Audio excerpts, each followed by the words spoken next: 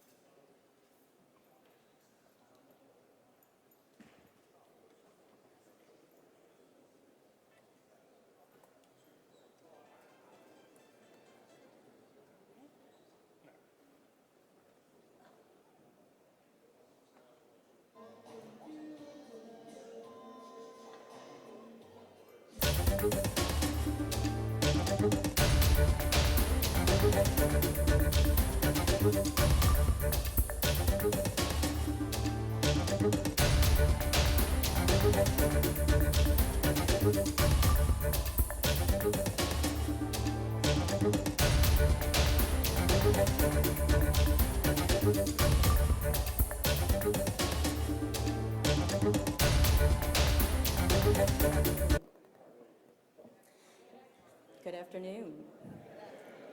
Thank you, everyone, for joining us here in this beautiful space.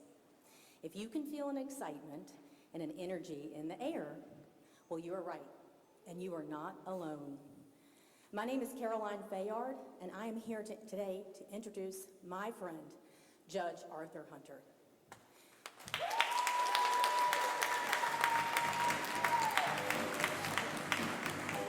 And it's truly an honor to welcome him on this stage in a few minutes, where he will, as he will always done, lead with a pure heart and with great intention and service to the people of New Orleans. Judge Hunter is more than a lifelong public servant. He is a man of integrity, compassion, and unwavering purpose. During the process of making his decision to run for mayor, he had hundreds of individual meetings with folks to solicit their feedback and share his vision. In the weeks and months leading up to deciding to run, Arthur personally drove me all around New Orleans too, through the neighborhoods where he grew up, the Gap, New Orleans East, past St. Aug, where he walked the beat on the NOPD, including the infamous bus stop where he rescued a newborn child. We talked about the struggles of Katrina and rebuilding, not to mention the lives he impacted as a criminal court judge at Tulane and Broad. He shared his career training program at Delgado, and I even got to visit the mural on the jail wall and meet the young artists who created it. Throughout all of our conversations, one theme rang true. New Orleans is Arthur's home, and he loves it dearly. For over 2 decades, Judge Hunter sat on the bench with a simple but powerful mission: to serve the people of New Orleans with fairness, dignity, and justice. He never saw his courtroom as a place to punish, but rather as a place to restore and heal. Whether it was giving people second chances or lifting up those who had been overlooked or harmed, he made sure that everyone, regardless of their zip code, was treated fairly and with dignity. Similarly, this campaign, his campaign, has never been about ego or ambition. It's been about us, you and me, about the people of this city and what we can accomplish when we come together. From Uptown to the Lower Ninth, from New Orleans East to Algiers, Lakeview to Hollygrove, and yes, even the 7th Ward, Arthur's message has resonated all across this city because it's rooted in something real, good intentions, and a genuine belief of doing the work to make people's lives better. And that's what makes Judge Hunter so unique. He's someone who leads not from a place of politics, but from a place of purpose. He's energized a movement that reflects the best of who we are: diverse, determined, and deeply committed to building a better future for New Orleans. As I said before, Judge Hunter is my friend, but more importantly, he's a friend and a servant to this city. And as we look ahead, one thing is crystal clear. When we all work together, it's not about any one campaign or any one candidate. It's about making sure New Orleans wins. Please join me in welcoming Judge Arthur Hunter.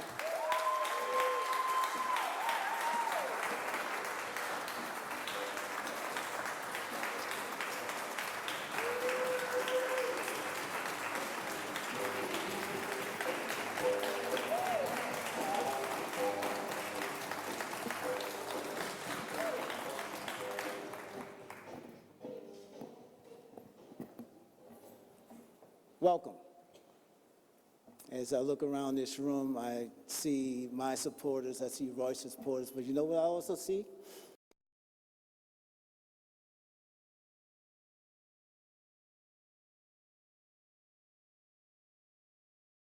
It wasn't about ego.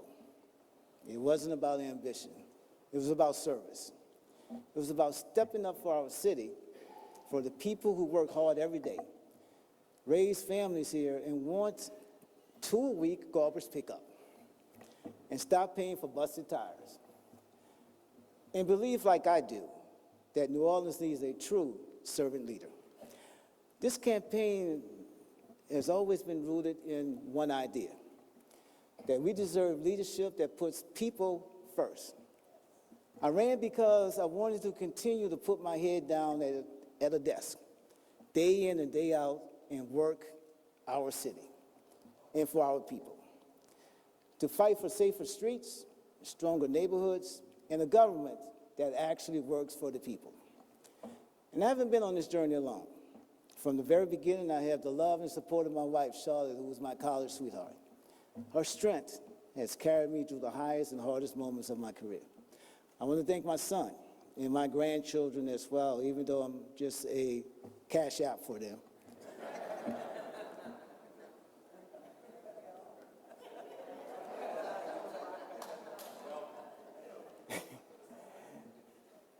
Their love and their patience and belief in me every step of the way.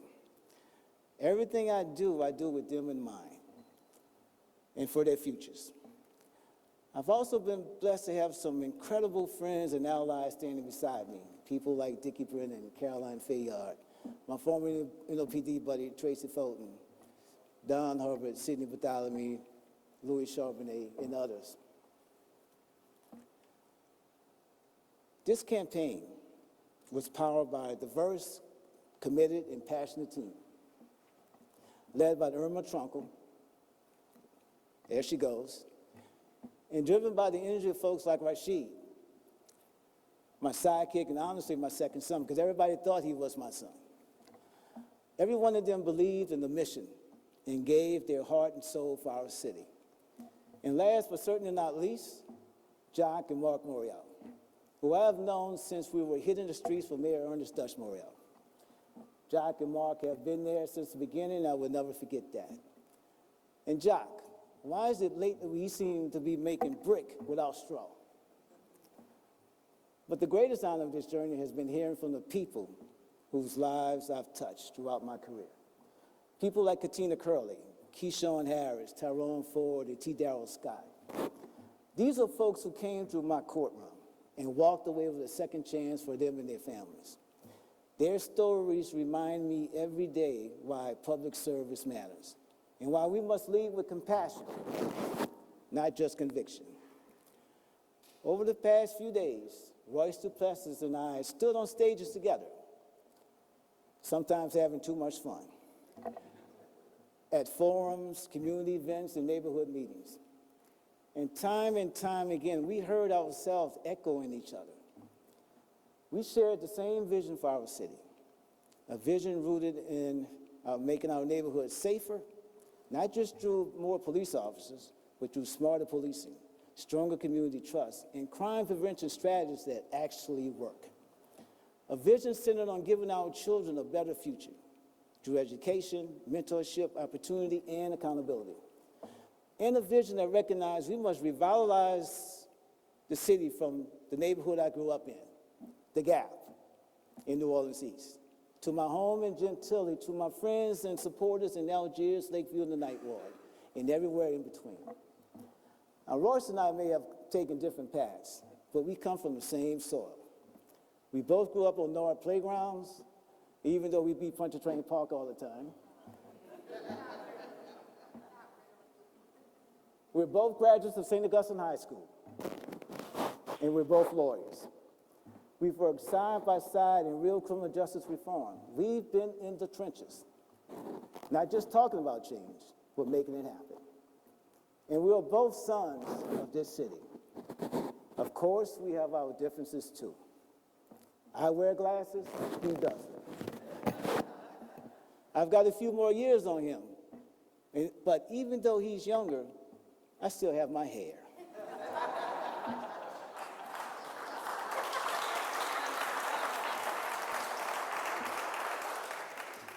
But what unites us runs deeper than all of that. It's a shared belief that New Orleans can rise, and a shared understanding that leadership requires humility. It requires a willingness to step up or step back for the greater good. And I want to say something I've never thought I'll ever say, Don Hubbard. Never in my life would I tell someone not to vote for me. But today, don't vote for me. Vote for Royce Duplessis.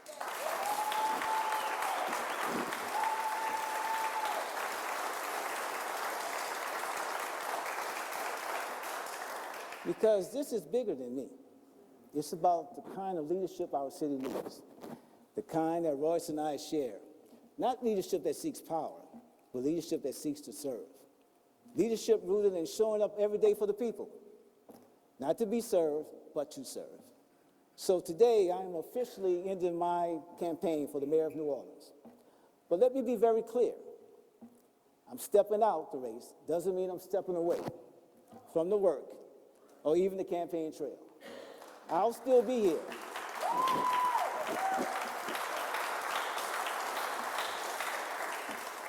Side by side with Royce, fighting for a better future for our city. And I don't think our city has seen a coalition like this since we elected our first black mayor, Mayor Ernest Dutch Morial. And now I ask you, are you ready?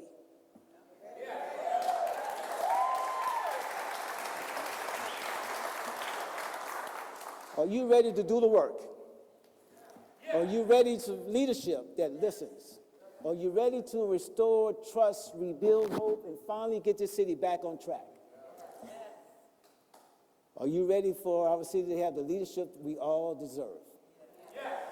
Then join me and support Royce Duplessis.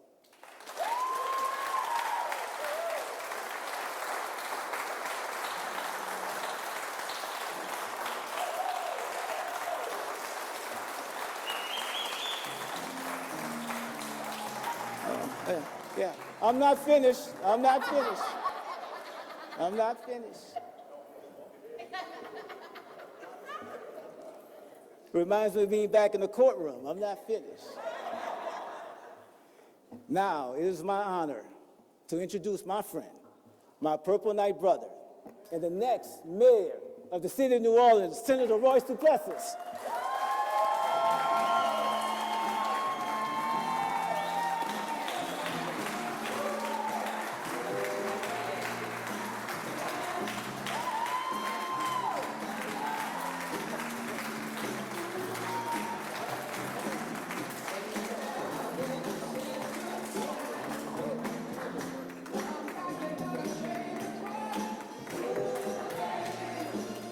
Thank y'all so much.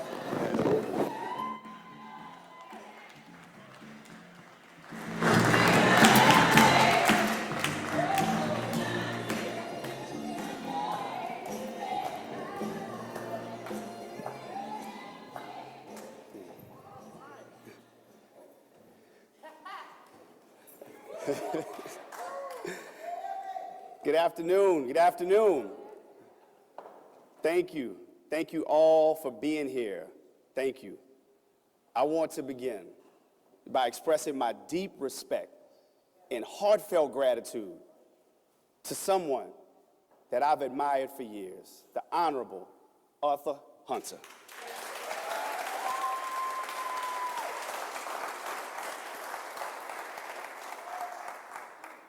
It's important for us to know that today is more than a campaign announcement.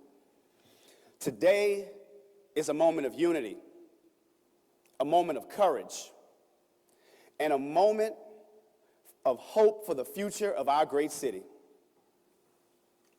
Judge Hunter has always stood for justice, integrity, and the people of New Orleans. We walked the same halls at St. Augustine High School, even though he was a few years ahead of me. I heard that joke about the hair. So we walked the same halls, but not at the same time. But we were guided by the values of discipline, excellence, and service. We later worked side by side in the fight for criminal justice reform. He did it from the bench. Me, I did it as a young lawyer at the Louisiana Supreme Court under Chief Justice Burnett Johnson. We were fighting the same fight then, and now we are fighting for the same city.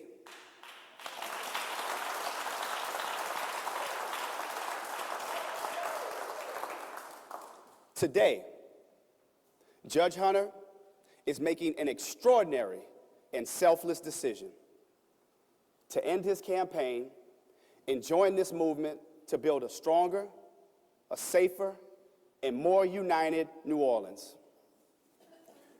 This is not politics as usual. This is leadership. This is love for our city. Judge Hunter, your courage, your humility, and your wisdom, it will be critical to the work ahead.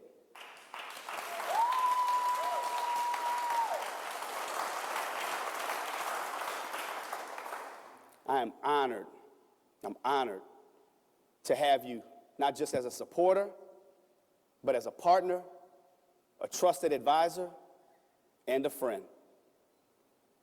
This campaign and this administration will be stronger because of you.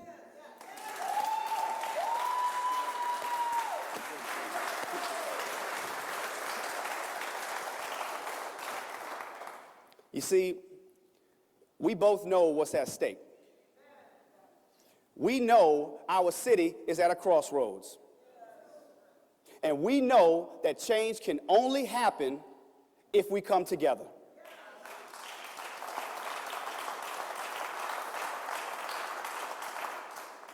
This moment sends a powerful message that unity is greater than ego, that service is greater than ambition, and that when we put the people first, we all win.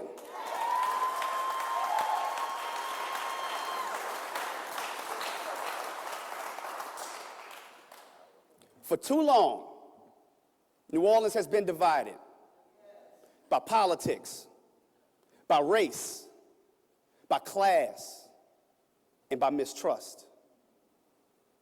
But today, we begin the work of healing, of building bridges instead of walls, of focusing not on who gets the credit, but who gets helped. This campaign has always been about bringing people together. And with Judge Hunter by our side, we are consolidating a movement that is bigger than either of us. It's a movement to restore faith in leadership, to rebuild trust in government, and to reimagine what is possible for our neighborhoods and for our families. To the many people who supported Judge Hunter, I will work to earn your support. We share the same values, the same dreams, and the same commitment of lifting up every corner of our city. To every New Orleanian who is tired of broken promises and tired of politics as usual, know this: a new day is coming.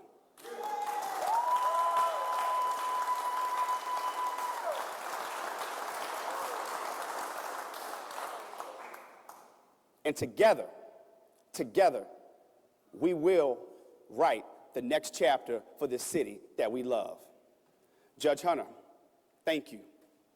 Thank you for your trust. Thank you for your integrity. Thank you for believing that we are better together.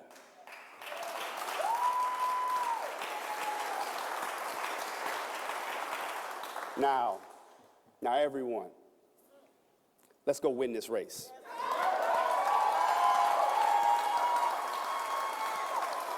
And more importantly, let's go rebuild New Orleans together. Thank you. Thank you. Thank you.